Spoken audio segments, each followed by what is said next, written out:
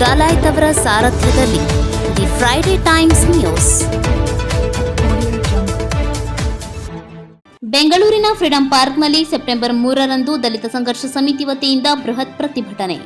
ವಿರೋಧ ಪಕ್ಷವಾಗಿ ಸಮರ್ಥವಾಗಿ ಕೆಲಸ ಮಾಡಲಾಗದ ಬಿಜೆಪಿಯು ಜೆಡಿಎಸ್ ಜೊತೆಗೂಡಿ ರಾಜ್ಯಪಾಲರನ್ನ ದುರ್ಬಳಕೆ ಮಾಡಿಕೊಂಡು ಜನರಿಂದ ಆಯ್ಕೆಯಾದ ಕಾಂಗ್ರೆಸ್ ಸರ್ಕಾರವನ್ನ ಅಸ್ಥಿರಗೊಳಿಸುವ ಪ್ರಯತ್ನ ಮಾಡುತ್ತಿರುವುದನ್ನು ನಾವು ವಿರೋಧಿಸುತ್ತೇವೆ. ಸಂವಿಧಾನದ ಆಶಯಗಳ ಅಡಿಯಲ್ಲಿ ರಾಷ್ಟ್ರಪತಿಗಳ ನೇರ ಸುಪರ್ದಿಯಲ್ಲಿ ಕಾರ್ಯನಿರ್ವಹಿಸಬೇಕಾದ ರಾಜ್ಯಪಾಲರು ಪ್ರಧಾನಿ ಹಾಗೂ ಗೃಹ ಸಚಿವರ ಕೈಗೊಂಬೆಯಾಗಿ ಕೆಲಸ ಮಾಡುವ ಮೂಲಕ ಸಂವಿಧಾನ, ಪ್ರಜಾಪ್ರಭುತ್ವ, ಒಕ್ಕೂಟ ವ್ಯವಸ್ಥೆಗೆ ಧಕ್ಕೆಯುಂಟು ಮಾಡುತ್ತಿರುವುದು ವಿಷಾದಕರ ಸಂಗತಿ.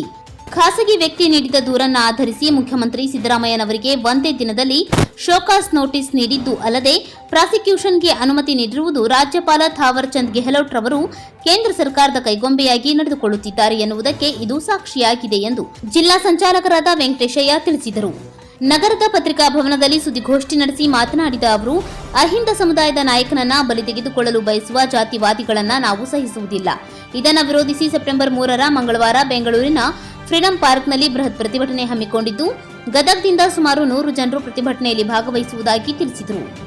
ಇದೇ ಸಂದರ್ಭದಲ್ಲಿ ದಲಿತ ಸಂಘರ್ಷ ಸಮಿತಿ ಹಿರಿಯ ಮುಖಂಡರಾದ ಬಿಕೆ ಪೂಜಾರ್ ಮಾತನಾಡಿ, ಅಹಿಂದ ಜನರ ಪರವಾಗಿ ರಾಜ್ಯದಲ್ಲಿ ಆಡಳಿತ ನಡೆಸುತ್ತಿರುವ ಸಿದ್ದರಾಮಯ್ಯ ಅವರನ್ನ ರಾಜಕೀಯವಾಗಿ ಹಣಿಯಲು ಪ್ರಯತ್ನಿಸುತ್ತಿರುವ ಬಿಜೆಪಿ ಜೆಡಿಎಸ್ನ ಈ ನೀತಿಯನ್ನ ವಿರೋಧಿಸಿ ಬೃಹತ್ ಪ್ರತಿಭಟನೆಯನ್ನ ರಾಜ್ಯ ದಲಿತ ಸಂಘರ್ಷ ಸಮಿತಿ ಹಮ್ಮಿಕೊಂಡಿದೆ ಎಂದರು.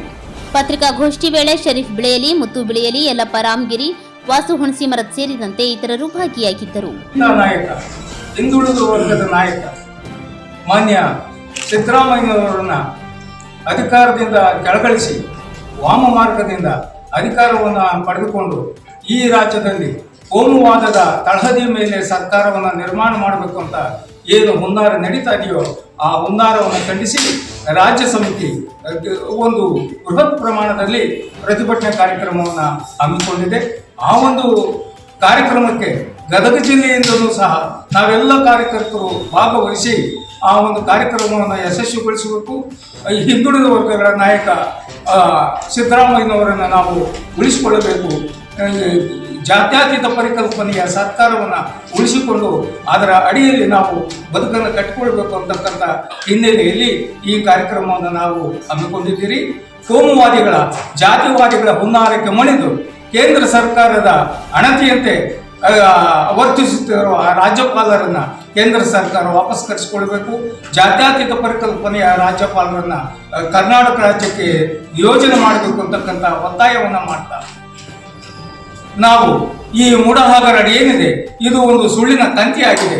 ಈ ಸುಳ್ಳಿನ ಕಂತಿಯನ್ನ ಇಟ್ಕೊಂಡು ರಾಜ್ಯದಲ್ಲಿ ಅಭಿವೃದ್ಧಿ ಕಾರ್ಯಕ್ರಮಗಳಿಗೆ ಧಕ್ಕೆ ಉಂಟು ಮಾಡತಕ್ಕಂಥ ಹುನ್ನಾರ ಈ ರಾಜ್ಯದಲ್ಲಿ ಜರುಗ್ತಾ ಇದೆ. ಅದನ್ನು ನಾವು ಖಂಡಿಸ್ತಾ ಇದ್ದೀರಿ. ಜೊತೆಗೆ ರಾಜ್ಯಪಾಲರು ಕಣ್ಣು ಮುಚ್ಚಿ ಕುಳಿತಿರುವ ಸಂದರ್ಭವನ್ನು ಸಹ ತಮ್ಮ ಗಮನಕ್ಕೆ ತರಬಯಸುತ್ತೇವೆ. ಮುಖ್ಯವಾಗಿ ಇಂದಿನ ಮಾಜಿ ಮುಖ್ಯಮಂತ್ರಿ ಕುಮಾರಸ್ವಾಮಿ ಅವರ ಮೇಲೆ ಗುರುತರವಾದ ಆರೋಪವಿದ್ದು ಅದು SIT ತನಿಖೆ ಮಾಡಿ ರಾಜ್ಯಪಾಲರ ಅನುಮತಿಗೆ SIT ಅವರು ಕೇಳಿದ್ರು ಸಹ ಅದಕ್ಕೆ ಅನುಮತಿ ನೀಡದೆ ಜೊತೆಗೆ ಮಟ್ಟೆ ಹಗರಣದಲ್ಲಿ ಏನು ಕೋಟಿಗಟ್ಟಲೆ ಹಣವನ್ನು ಲೂಟಿ ಮಾಡಿರುವ ಶಶಿಕಲಾ ಜೊಲ್ಲೆ ಪ್ರಕರಣವನ್ನು ಸಹ ಬಚ್ಚಿಟ್ಟು ಅದರ ಜೊತೆಗೆ ಏನು ಈ ನಾಡಿನ ಮಣ್ಣನ್ನು ಕಬಳಿಸ್ತಾ ಇರತಕ್ಕಂಥ ನಮ್ಮ ಜನಾರ್ದನ್ ರೆಡ್ಡಿ ಅವರ ವಿರುದ್ಧವೂ ಸಹ ತನಿಖೆ ಆಗಬೇಕು, ಅವ್ರ ಮೇಲೆ ಕ್ರಮ ಜರುಗಿಸಬೇಕಂತ ಒತ್ತಾಯದ ಪ್ರಕರಣಗಳು ಇದ್ದರೂ ಸಹ ಅವೆಲ್ಲವನ್ನ ಬಚ್ಚಿಟ್ಟು ಕೇವಲ ಹಿಂದುಳಿದ ವರ್ಗದ ನಾಯಕ ಈ ರಾಜ್ಯದ ಚುಕ್ಕಾಣಿ ಹಿಡಿದಿದ್ದಾರೆ.